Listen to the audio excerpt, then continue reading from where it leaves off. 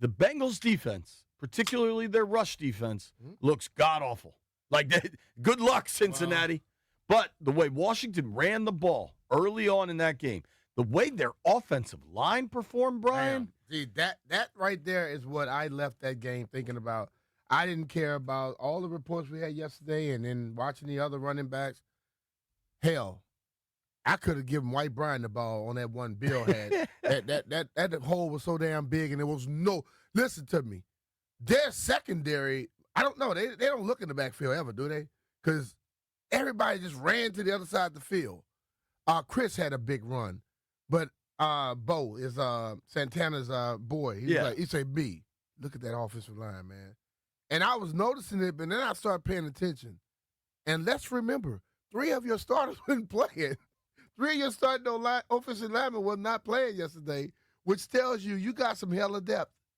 It was special, dude. The first 10 minutes of that game, they had over 100 yards rushing. 6 carries for 106 yards. I like it. It was really impressive. I thought, a lot of things to like there. I loved setting the tone kind of with Debo right away. That first carry off the right side. That's what I like about Cliff's offense with Debo. Because when he got that ball, he went outside the tackles. In Kyle's offense, he ran so much inside the tackles. And let's be real, running backs who are built for that and have done it for a long time, they get beat the hell up. You have a guy who's a receiver, yes, he's thicker than most receivers. But he's going to get beat the hell up going inside those tackles all day. Occasionally, yes. But they used to use him like he was a battering ram. But he goes outside the tackles and he got to deal with safeties and cornerbacks. They have problems dealing with him. It was almost a little bizarre last night. How quickly the page has been turned from Brian Robinson. It was last Friday when Stanley came on the show and told us, kind of what he was hearing and how he thought this would go. And then 3 days later,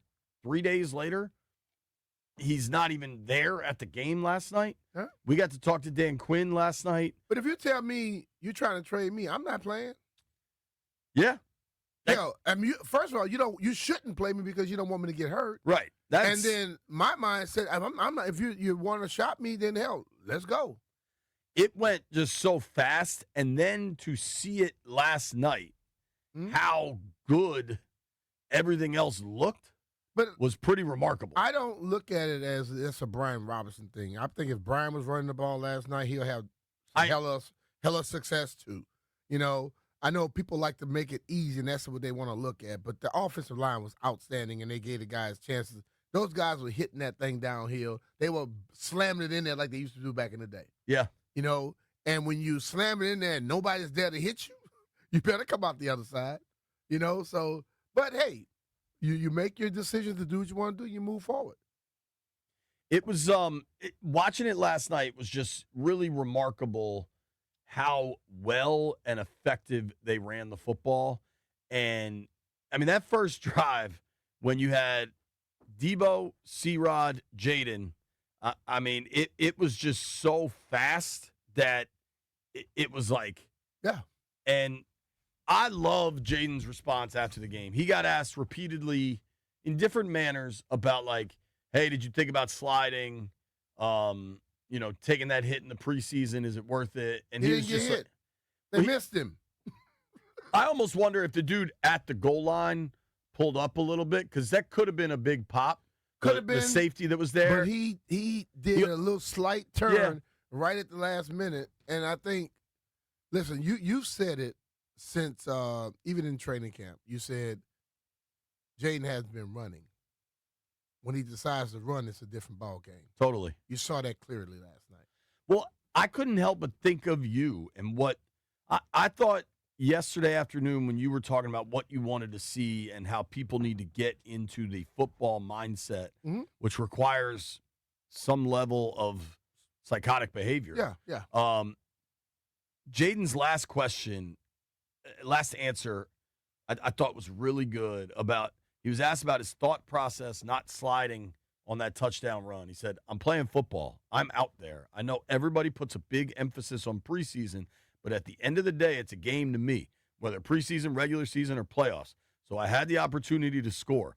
Other people probably don't like it, but hey, it is what it is. What they say, Jeff? One man, $100 and a what? A one-track mind, right?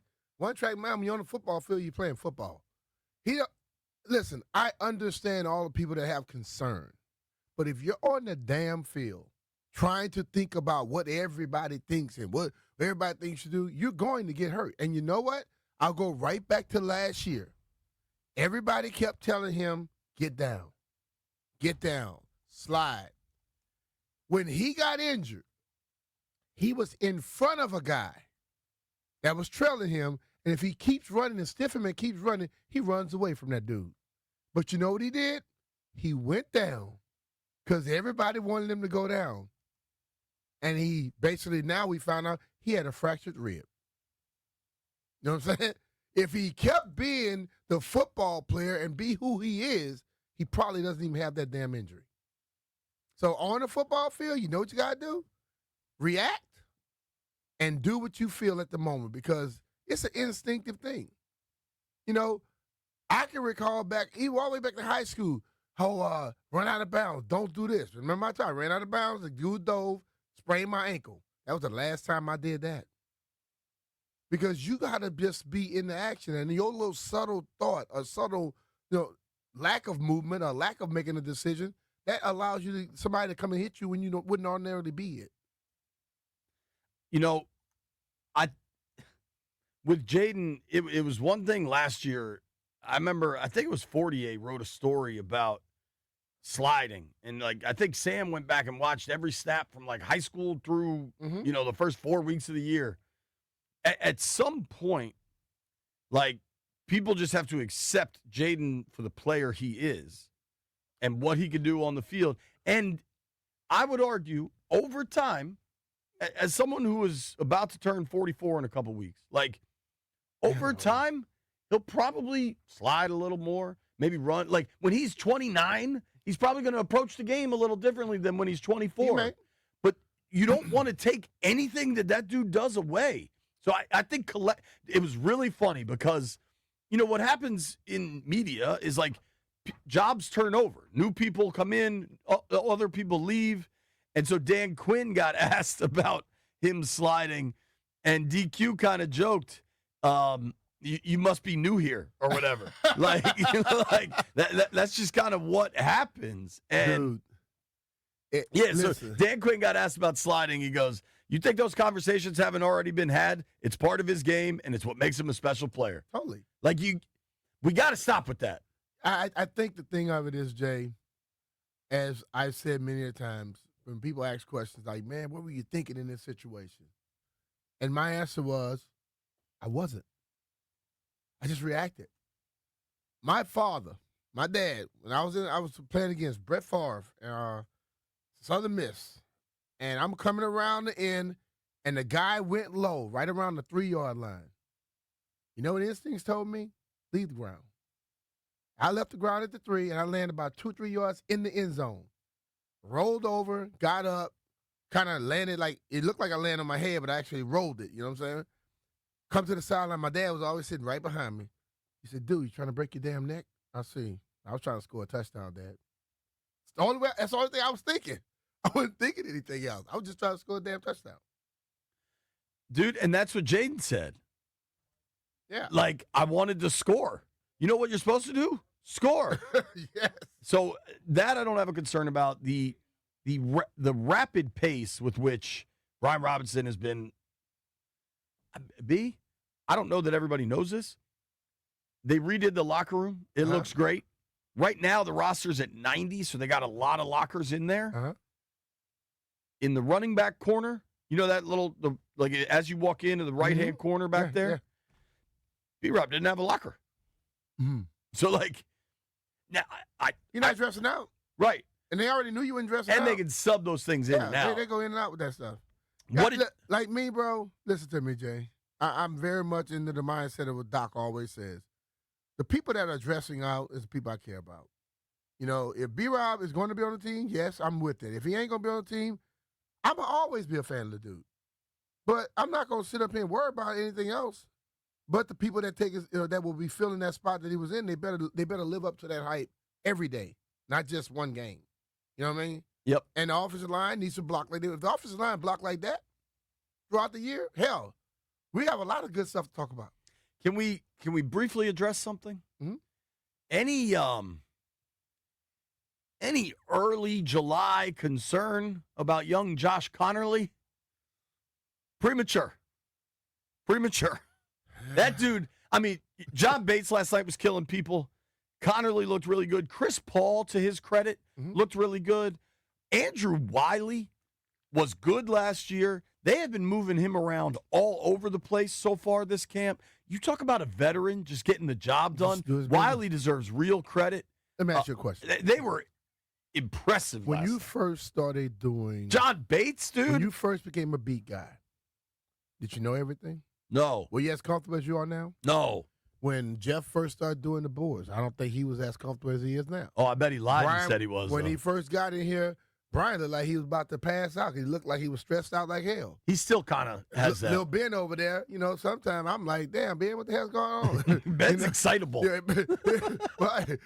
and I always think when a person is overly excitable, I think he's nervous. That's just that way of trying to hide it. But anybody that thinks anyone steps into a situation for the first time and plays it perfect, you're an ass. Because you just follow your own life. And I guarantee you weren't perfect in everything you do. Probably still not perfect in stuff that you try to do. But to run out there and try to act like the kid was having all these issues, no. He was learning something at a faster pace. And all of a sudden, when he got his feet wet, and he got a little settled in that situation, you saw why the hell Cliff went and said, draft Connerly. Right. You know what I'm saying?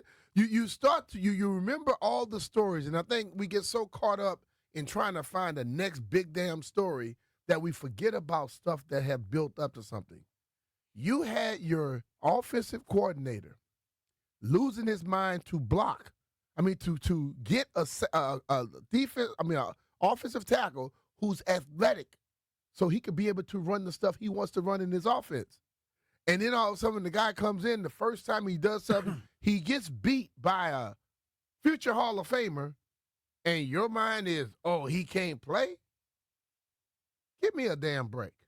I think Connerly looked great last night. I was encouraged to see Jalen Lane get some catches. Yeah. He's been good in the punt return game. Him.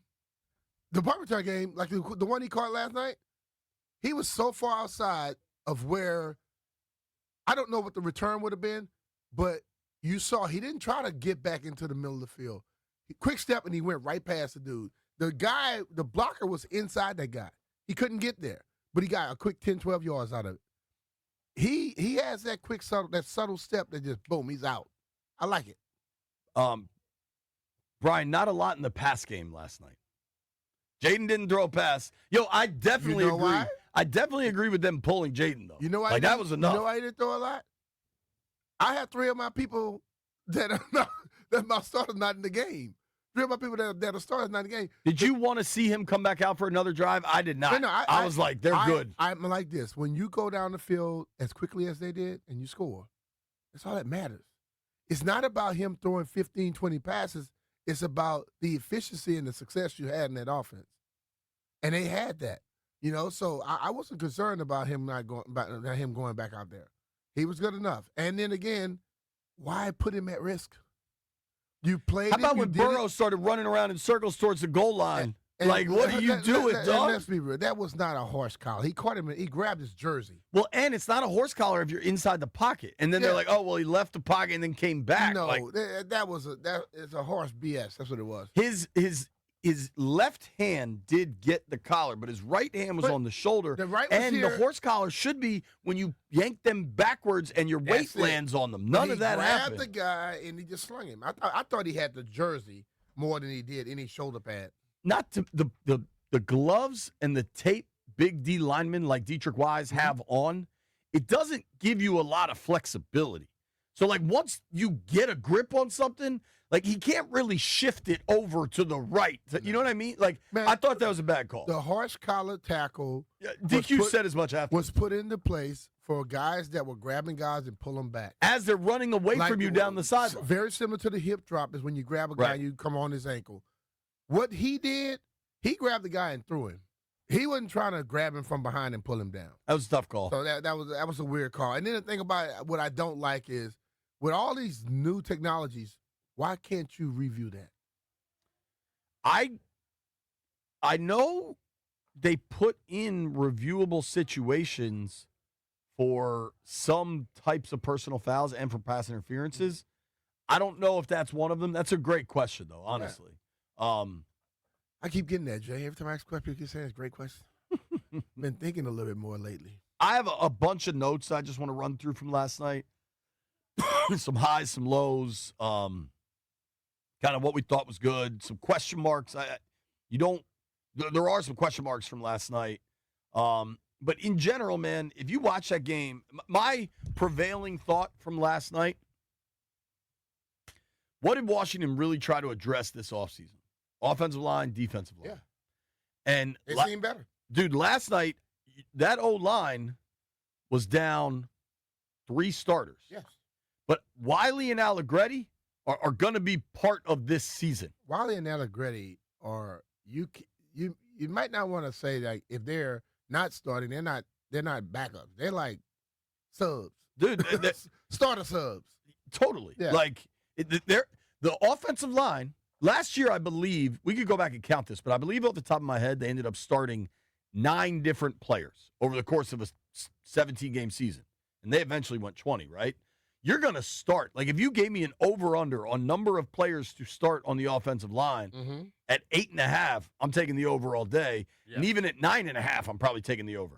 Just what is required. Average season, you play 9 to 10 different offensive linemen. That's average. Having that depth, bringing Connerly in, seeing his development, what John Bates does in the run game, like, they invested heavily on the offensive line. It looked good last night. And I thought defensively, Dorrance Armstrong, like, we're seeing a version of Dorrance this training camp that people were hoping last season would be. What I see a lot of is inside, those big dudes. Dude, makes a difference.